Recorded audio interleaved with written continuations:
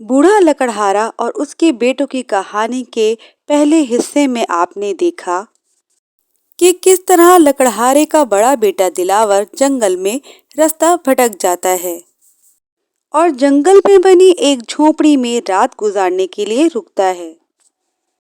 और फिर दिलावर गहरी नींद सोया होता है कि रात के 12 बजते हैं। बेड दो टुकड़े हो जाता है और दिलावर बेड के नीचे बने तहखाने में गिर जाता है। और फिर लकड़हारे का मंझला बेटा पप्पू अपने बड़े भाई दिलावर को ढूंढने के लिए जंगल में जाता है और वो भी रास्ता भटक जाता है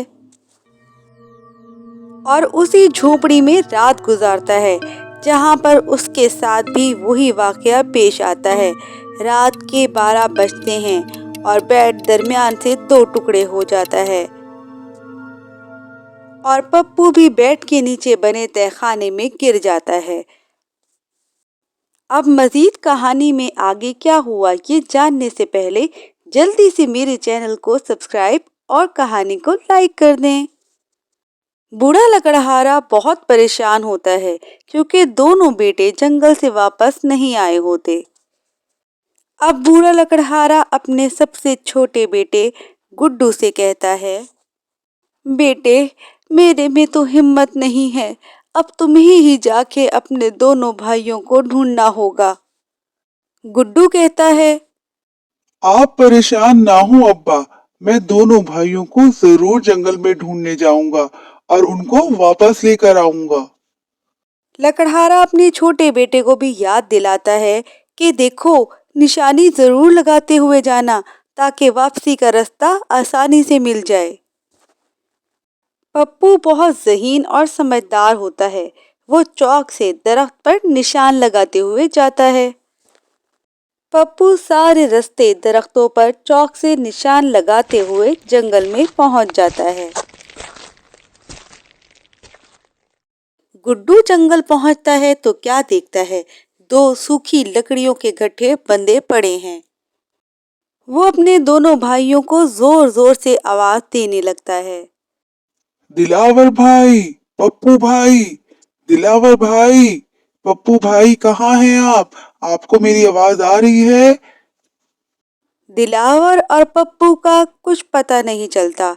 दोनों भाइयों को ढूंढते ढूंढते शाम हो जाती है और पप्पू भी जंगल में बनी झोपड़ी के पास पहुंच जाता है। वो सोचता है रात तो हो ही गई है, क्यों ना इस झोपड़ी में रात गुजार लूं और सुबह होते ही अपने दोनों भाइयों को दोबारा से तलाश करूं। ये सोचकर गुड्डू झोपड़ी का दरवाजा आहिस्ता से खटकाता है।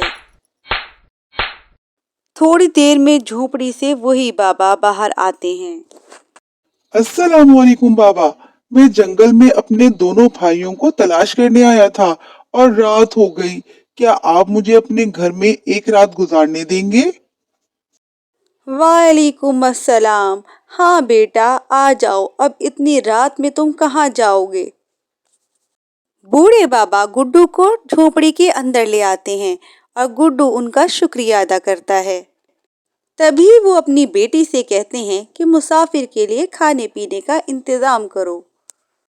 गुड्डू कहता है, आपने खामख्वाह मेरी वजह से खाने की जहमत की। चलें अब आप भी मेरे साथ खाना खाएं। गुड्डू खाने के बाद अल्लाह का शुक्र अदा करता है। तभी बूढ़े बाबा गुड्डू से कहते हैं कि आओ मैं तुम्हें कमरा दिखा दूं जहां तुम आराम कर लो। बूढ़े बाबा गुड्डू को भी उसी कमरे में ले आते हैं जहां पर दोनों भाई आए होते हैं। किसी चीज की जरूरत हो तो बता देना, ये कहकर बूढ़े बाबा कमरे से चले जाते हैं। गुड्डू भी सारे दिन का थका होता है। वो बेड पर लेटते ही सो जाता है और फिर जैसे ही घड़ी में रात के 12 बजते हैं, बेड दरमियान से दो टुकड़े हो जाता है और पप्पू भी बेड के नीचे बने तहखाने में गिर जाता है।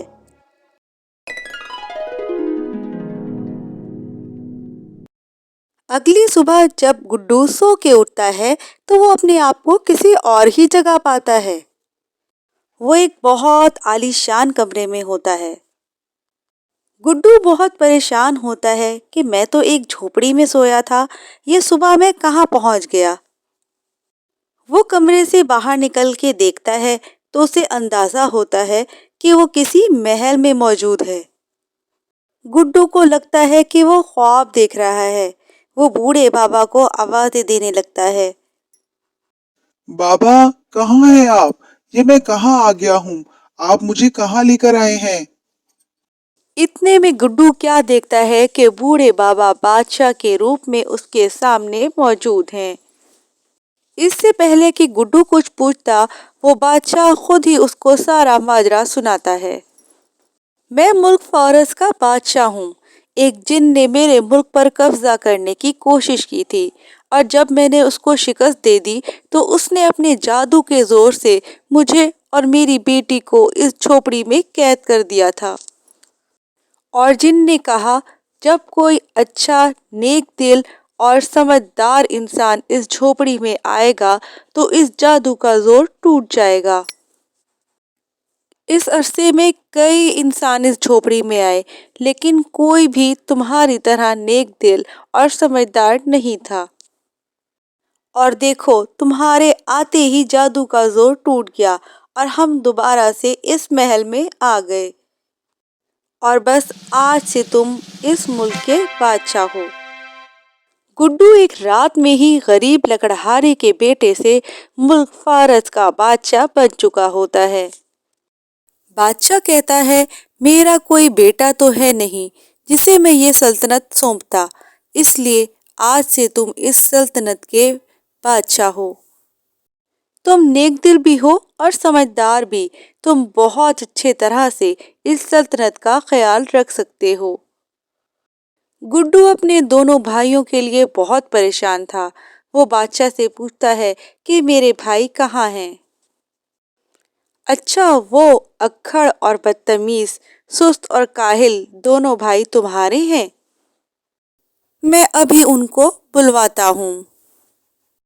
दिलावर और पप्पू अपने छोटे भाई गुड्डू को बादशाह के रूप में देखकर हैरान ही रह जाते हैं। गुड्डू दोनों भाइयों को अपने साथ महल में रख लेता है। वो अपने दोनों भाइयों को समझाता है, दिलावर भाई, आप भी मेरी तरह बादशाह बन सकते थे अगर आप अक्खड़ मिजाजी और बदतमीजी ना करते और पप्पू भाई सुस्ती और काहिली छोड़ देते। दोनों भाई अपने इस रवैये पर शर्मिंदा होते हैं और वो गुड्डू से कहते हैं कि हम अच्छा इंसान बनने की कोशिश करेंगे। गुड्डू अपने बूढ़े बाप को भी महल में बुलवा लेता है। बूढ़ा लकड़हारा ये सब देखकर बहुत खुश होता है।